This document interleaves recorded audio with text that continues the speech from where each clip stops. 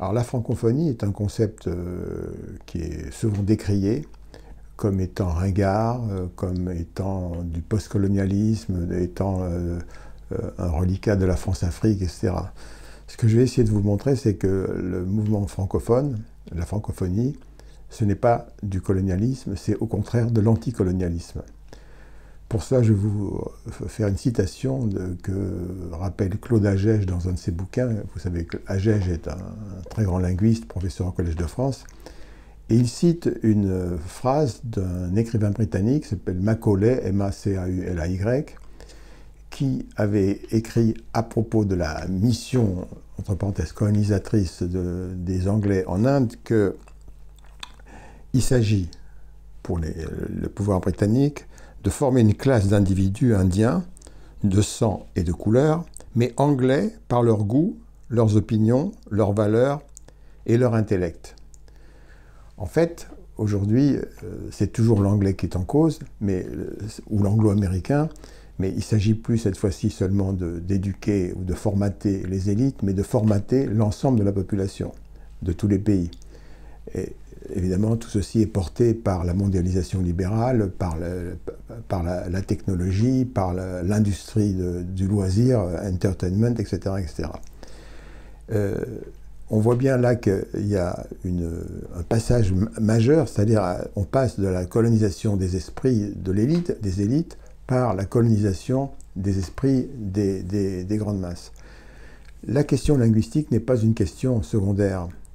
Une langue, ce n'est pas seulement un outil de communication. Comme le disait Gramsci, une langue est une vision du monde.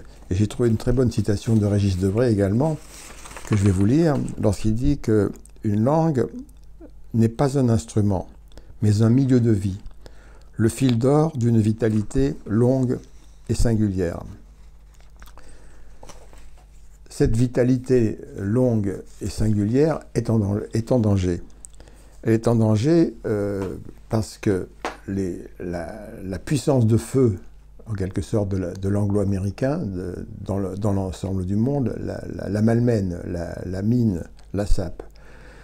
Et la francophonie est une des réponses de résistance. Et pas seulement la francophonie d'ailleurs. Tous les grands ensembles linguistiques. Je parlais de l'hispanophonie, de la lusophonie.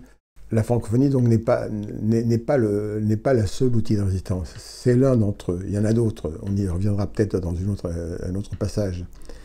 C'est le fait que une grande quantité, des millions ou des dizaines ou des centaines de millions de gens qui ont en commun une langue, le français pour ce qui nous concerne, eh bien, forment un ensemble, développent des sensibilités, des affinités culturelles, font des choses et qui, en quelque sorte, permettent